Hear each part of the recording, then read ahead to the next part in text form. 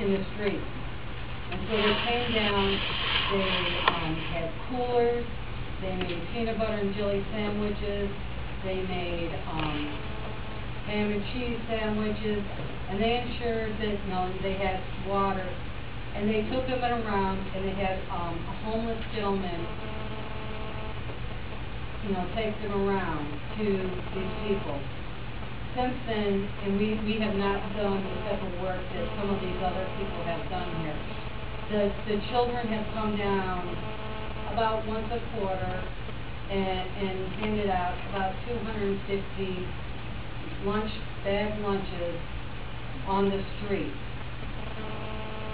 The relationships that they have made doing this, just, I can't imagine them not, this opportunity not being available to them. They've been blessed by these people.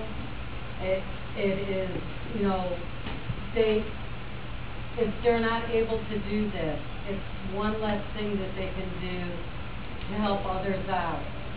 I grew up in Detroit, and when I grew up, I was in the same situation that many of these people are. And I want my children and the children, our youth, to understand what we're doing here. And this is, I only found out about this morning, and I had to come down here. I gave up my whole day of activities to be here to support the people, because I just, in my heart, I just do not understand how we can pass a law that stops us from helping other people. I don't understand that. It makes no sense to me, and I pray that this does not pass. I pray that we think about what we're doing, and that we know that we're brothers and sisters, and we've got to help each other out.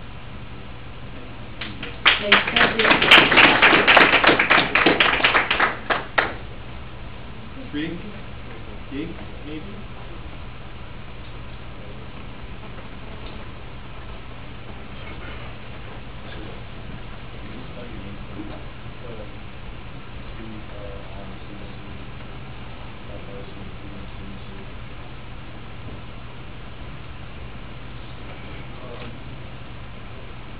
As far as I'm concerned, I'm not used to these either, but I know what I feel and what I know on certain things.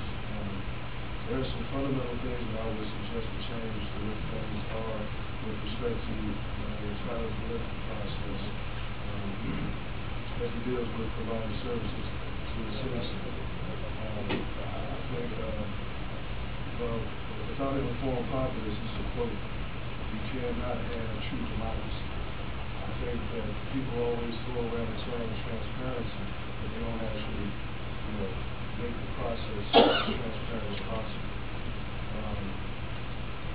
I don't have any favorites in government or whatever kind of thing. As far as I'm concerned, they're supposed to be servants of the people, publicly elected, and stewards of the taxpayers' dollars in terms of what our will is for those monies to be spent. I think it's a thing of priorities. It's about priorities.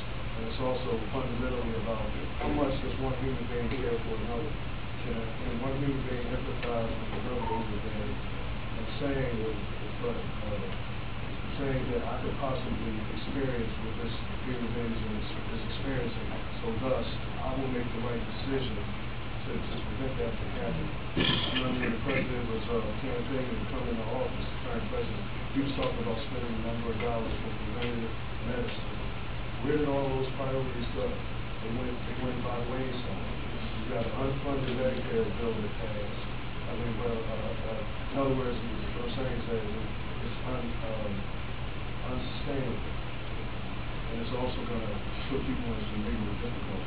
But I'm going to hurry up and finish what I say here. And the governor, president, or any elected official, when they say that there is no money, it's at the least dishonest. when you have misappropriation of public dollars at every level, local, state, and federal. And there's no doubt about that. You can and see the people, if they would, all they had to do is do the research, follow the dollars, and you'll see how much your so-called elected official cares. You got, just quickly at the federal level, you got all these attach-on bills that attach to the overall bill, and they slide it through, and then when they're signed into law, and then you don't realize that you've actually took one step forward and then taken 2 or 3 steps back. So it's just, the system is broken, and it's corrupt as far as I'm concerned. And in addition, unions are under attack all over the country, I'm almost done. Not just in the private sector, but in the public sector. And all the people who manipulate and or shape public policy realize that when they come for me, you didn't help me. But who's going to help you when they come for you?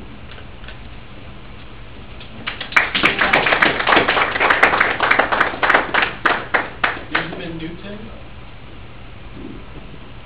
Sean Laney.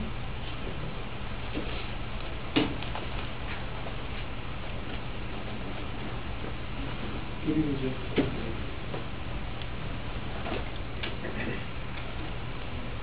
First of all, I'd like to thank you for allowing me to be here today. And why am I here? I'm here to share my experiences being a homeless person and serving the homeless. I'm also here to speak against the legislation on behalf of the homeless. A little about myself. I'm a college graduate with 2 bachelor of science degrees. I'm a mechanical engineer by profession. I have almost 20 years of professional experience working with engineering design firms and utility companies. And yet, I find myself homeless. Not because of any decision I made, but because of outside influences and persons who made the decision for me. Due to these outside influences, my family began to experience difficulties beyond my control. My experiences have also caught the attention of the city, state, and federal governments. But being called into the ministry, God was able to use evil for good, and that now I have first-hand knowledge of what a homeless person goes through. Most people are not homeless because they want to be. Many find themselves homeless because of life circumstances. For example, loss of job, unsafe housing, mental illness, and yes, substance abuse. I myself do not smoke, drink, or do drugs. Please note that most people who feed the homeless do so out of calling from God, as He has burdened their hearts to give of themselves to serving the disadvantaged. Their service to the homeless is more than just about food, as they also share the gospel of Christ. They also provide personal items and a listening ear in which to share their burdens. Quite a few of the homeless do not feel comfortable in a church setting or a shelter, and to stop feeding on the parkway will put them at a great disadvantage. My experience with the homeless has taught me that most feel a lack of respect in society, and most people really don't care about the homeless. Please be informed that I was one of those persons who really didn't care. I was really one of those persons who really didn't care until God opened my eyes to the sufferings of the homeless and disadvantaged. Is this really about helping the poor and homeless? Is this really about helping the poor and homeless? Why not have a plan in place that will solve the problems as opposed to stopping all fees in the parkway and then working on a plan to solve the problem?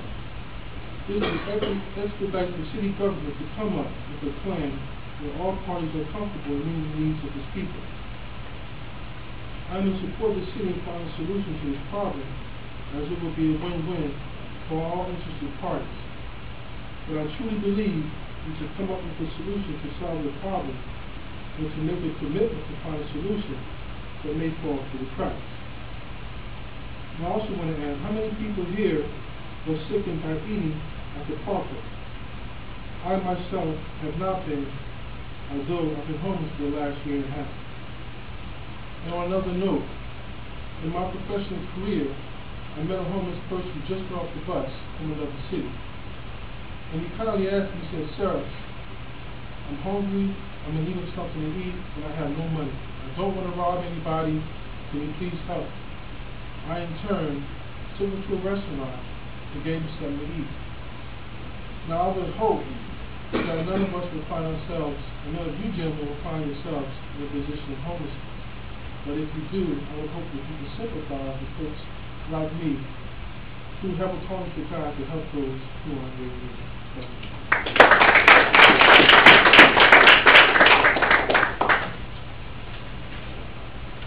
Dennis Payne.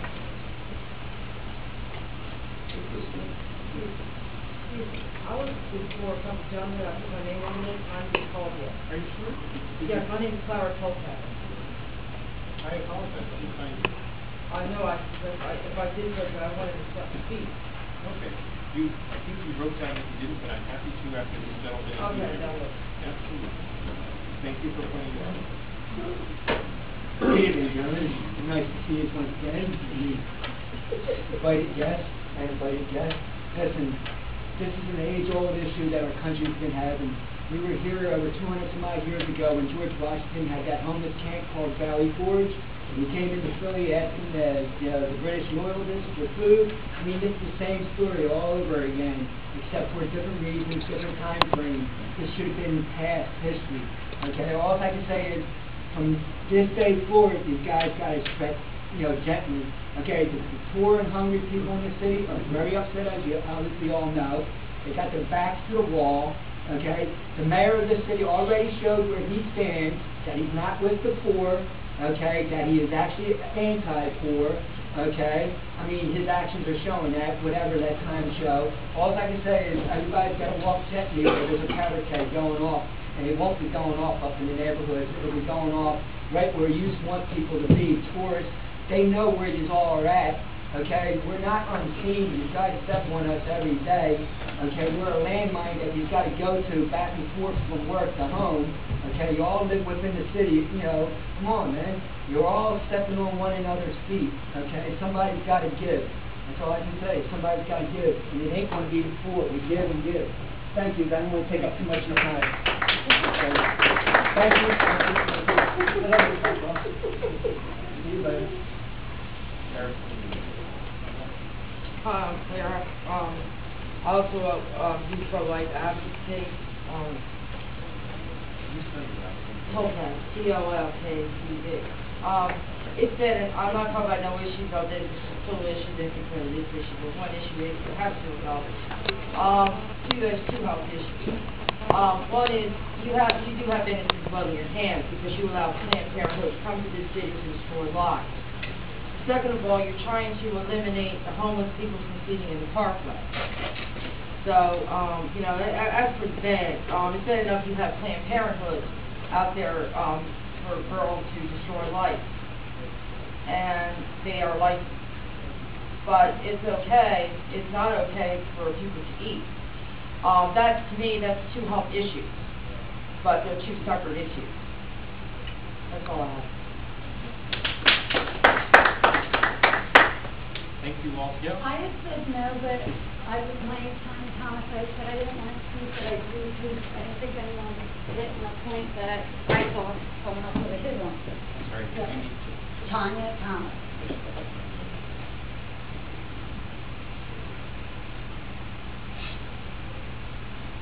I'm curious to know what the percentage of foodborne disease that homeless people have been treated for in comparison to the other foodborne diseases that people have been treated for in the different restaurants in the city, and that the Board of Health is in charge of regulating, and also meats that are sold in supermarkets that are past the claims.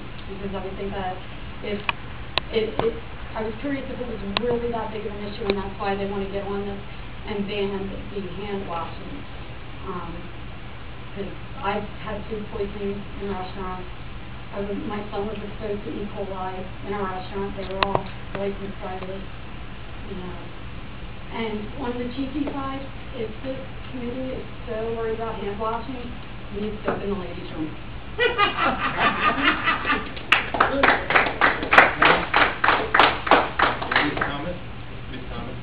you're the last person tonight of this group, so I just want to ask one question. Have you reported the food poisoning that you have to anyone?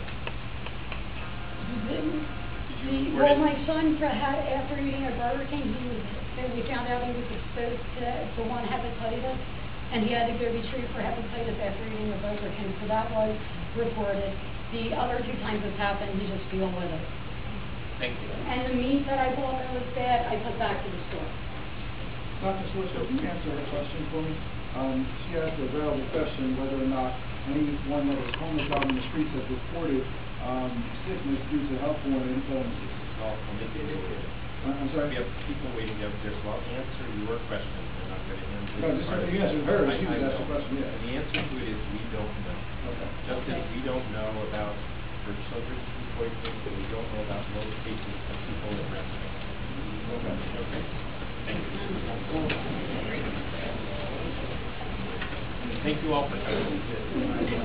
We will recess for, I got a little bit of battery left. Why, you need a hand? That's crazy.